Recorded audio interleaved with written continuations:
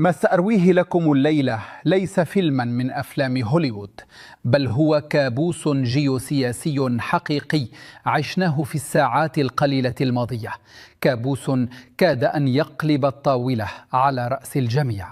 نحن اليوم في اليوم 70 للحرب، 8 مايو 2026، يوم بدأ بابتسامات عريضة في أروقة واشنطن، وانتهى بالنيران وصواريخ وهروب ورعب حقيقي في مياه الخليج. كيف بدأ هذا اليوم؟ بدأ بتخدير ممنهج للعالم أجمع. الإدارة الأمريكية، مارك روبيو وحتى ترامب نفسه كانوا يسربون أجواء من التفاؤل المفرط. نحن على وشك توقيع اتفاق السلام المرحلي قاب قوسين أو أدنى. أخيرا سنتسلم اليورانيوم المخصب. العالم تنفس الصعداء، النفط بدأ يستقر والأسواق هدأت. لم يكن هناك أي مبرر، أكرر، أي مبرر عسكري أو سياسي لاشتعال الأوضاع. لكن في الكواليس كانت هناك طبخة مسمومة تعد على نار هادئة، طبخة أبطالها الحلف الجديد القديم، الإمارات، إسرائيل ونظام السيسي الذي يعاني سكرات الموت الاقتصادي والسياسي، والذي ذهب ليركع في أبو ظبي بحثا عن طوق نجاة، مقدما طياريه وجيشه قرابين على مذبح هذا الحلف. وفجأة في جنح الظلام ينقلب المشهد رأسا على عقب. أصوات انفجارات مدوية تزلزل جزيرة قشم وبندر عباس. هجوم على ناقلة نفط إيرانية في منطقة جاسك. من الفاعل؟ هنا تبدأ اللعبة القذرة. الإيرانيون خرجوا فورا ببيانات صارمة: لقد تعرضنا لهجوم من الجيش الأمريكي الإرهابي بالتعاون مع دول في المنطقة. وطبعا كلنا نعرف من هي دول المنطقة التي يقصدونها، إنها الإمارات. لكن دعونا نفكر بعقلية رجل المخابرات.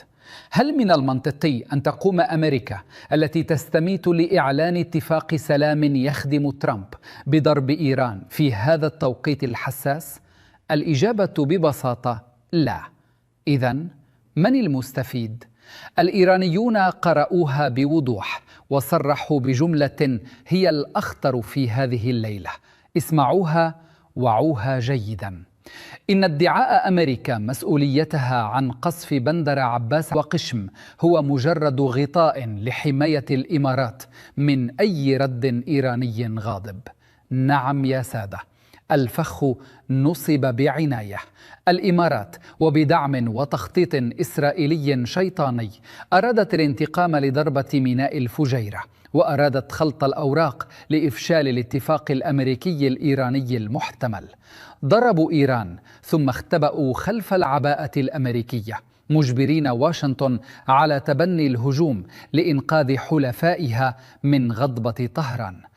ضربوا عصفورين بحجر واحد، انتقموا وأعادوا تسخين المنطقة لإجبار ترامب على العودة للحرب.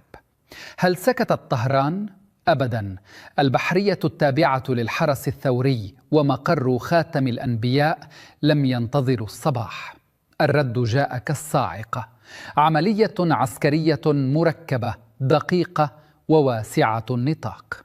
تخيلوا المشهد في مضيق هرمز وبحر عمان: 3 مدمرات أمريكية عملاقة، تروكستون، رافائيل بيرالتا وماسون، تجد نفسها فجأة محاصرة بأسراب لا تنتهي من الزوارق السريعة الانتحارية، تزامنا مع انهمار وابل من الصواريخ الباليستية وصواريخ الكروز المضادة للسفن، ناهيك عن الطائرات المسيرة الانتحارية التي تزمجر في سماء الليل. ساعات من الاشتباك العنيف، ساعات من الرعب وسط الأمواج المتلاطمة. النتيجة: أضرار جسيمة لحقت بالمدمرات الأمريكية وهروب، نعم هروب تكتيكي سريع من منطقة المضيق نحو بحر عمان. الإيرانيون استهدفوا أيضا مراكز قيادة وسيطرة ومواقع استخبارات. لقد كانت ليلة جحيم حقيقية على القوات الأمريكية. وهنا نصل إلى المشهد الأكثر سريالية في هذا اليوم 69.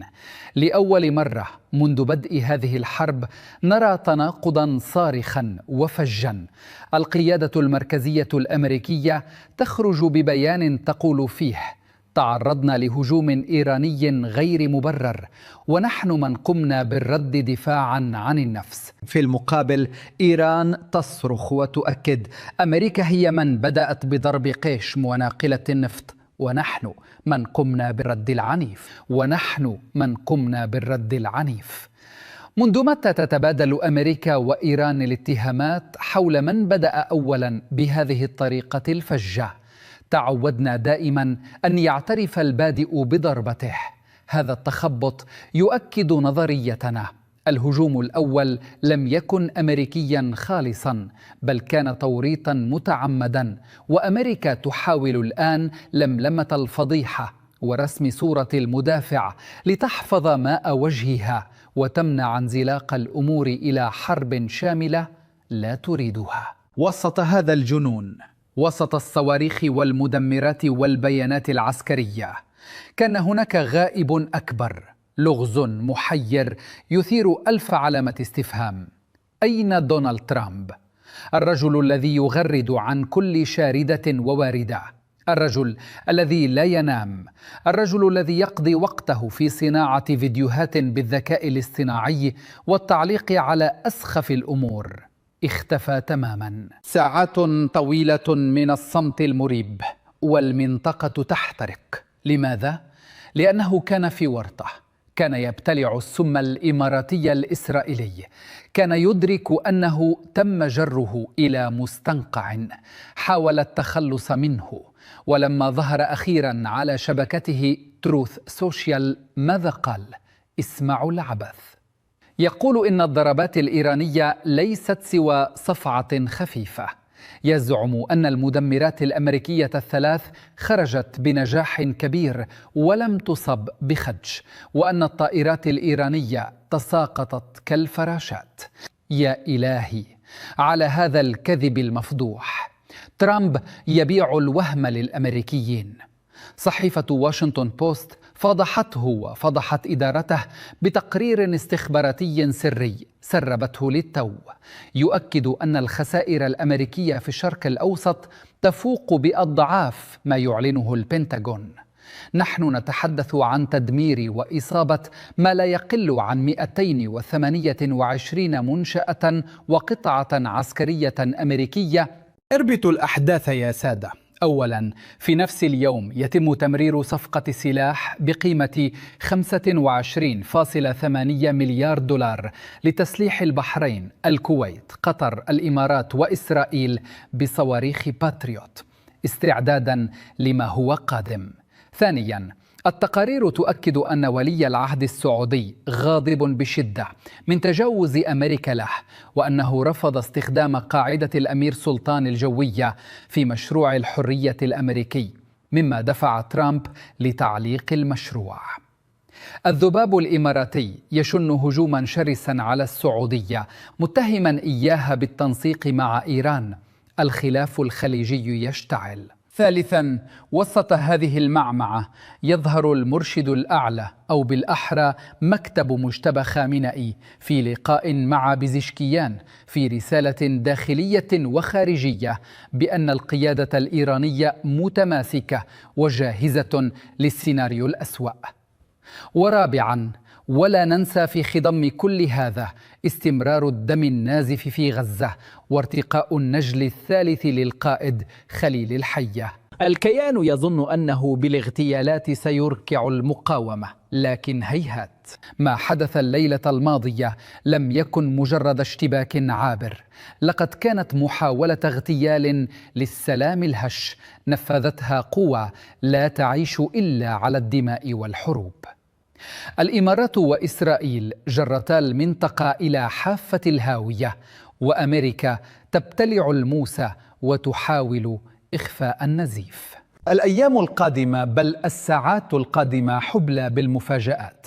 ترامب لن يستطيع التغطية على فشل استخباراته وعجزه عن حماية مدمراته طويلا، والحرب التي ظنوا أنها أوشكت على الانتهاء يبدو أن شرارتها الحقيقية قد انطلقت للتو من جديد.